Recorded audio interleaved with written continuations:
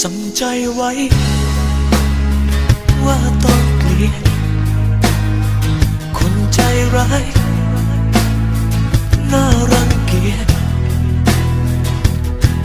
ยิ่งคิดก็ยิ่งแค้น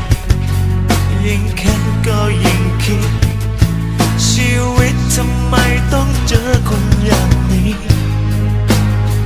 บอกใจไว้ว่าไม่ลืม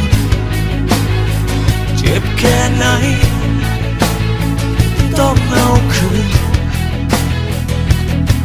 สั่งใจไว้อย่างนั้นแต่มันเป็นอะไรทำไ